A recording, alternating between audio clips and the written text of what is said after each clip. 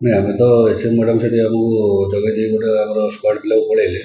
ତାପରେ ଆମେ ସେଠି ପହଞ୍ଚିକି ଗାଡ଼ିଟାକୁ ଭଲରେ ରେସ୍କ୍ୟୁ କରିକି ଆଣିକି ଆସୁଥିଲୁ। ଆସିଲା ଭିତରେ ବନଖଣ୍ଡି ପାଖାପାଖି ପହଞ୍ଚିଲା ବେଳକୁ ସେ ଗୁଡ଼ାଏ ଦୁର୍ବୃତ୍ତ ସେ ଟ୍ରାକ୍ଟରଟିକି ଯିଏ ଚଲାଉଥିଲା ସେ ତାକୁ ବାଡ଼ାବାଡ଼ି କରି ଓଲାଓଲି କରି ଅନ୍ୟ ଷ୍ଟାଫ୍କୁ ଅନ୍ୟ ଗୋଟେ ଡ୍ରାଇଭର୍ ବସେଇକି ସିଏ କ'ଣ କଲେ ଗାଡ଼ିଟାକୁ ଜଷ୍ଟ ୟୁଟର୍ନ କରିକି ବନଖଣ୍ଡି ଆମର ଗେଟ୍ ପାଖକୁ ନେଇ ଯାଉଥିଲେ।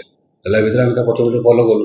ଫଲୋ କଲା ଭିତରେ ଠିକ୍ ଆମର ଯୁବରାଜ ହୋଟେଲ ସେ ମୁଣ୍ଡଳି ରୋଡ଼ରେ ଯୁବରାଜ ହୋଟେଲ ପାଖାପାଖି ହେଲା ବେଳକୁ ଆମ ଗାଡ଼ି ବାଡ଼େଇଲା। ସେ ବାଡ଼େଇଲା ଭିତରେ ଆମ ଗାଡ଼ି ବି ଇଞ୍ଜୁର୍ଡ଼ ହେଇଛି, ମୁଁ ବି ଇଞ୍ଜୁର୍ଡ଼ ହେଇଛି, ଆମ ଷ୍ଟାଫ୍ ଜଣେ ବି ଇଞ୍ଜୁର୍ଡ଼ ହେଇଛନ୍ତି। ଯାହା ବି ହଉ ସେ ଡ୍ରାଇଭରକୁ ଆମେ ଯିଏ ଚଲାଉଥିଲା ତାକୁ ବି ଆମେ ଆରେଷ୍ଟ କଲୁ, ପ୍ଲସ୍ ଗାଡ଼ିକି ବି ସିଜ୍ କରିକି ନେଇକି ଆସିଲୁ କାଠ ସହ।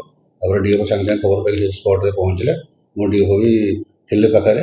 ଗାଡ଼ିକି ଆମେ ଇଏ କରିକି ଆଣିଲା ଭିତରେ ଗାଡ଼ି ବି ଡିଏଫଓ ପ୍ରେଜେଣ୍ଟ ଥାଇକି ଆସାମୀ ଦେଖିଲେ ଏବଂ ସେଠି ଫଟୋ ଉଠେଇକି ଆମେ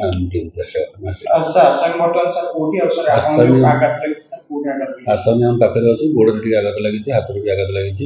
ଆଉ ଆସାମୀ ଆମ ପାଖରେ ବର୍ତ୍ତମାନ ହାଜତ ଭିତରେ ଅଛି।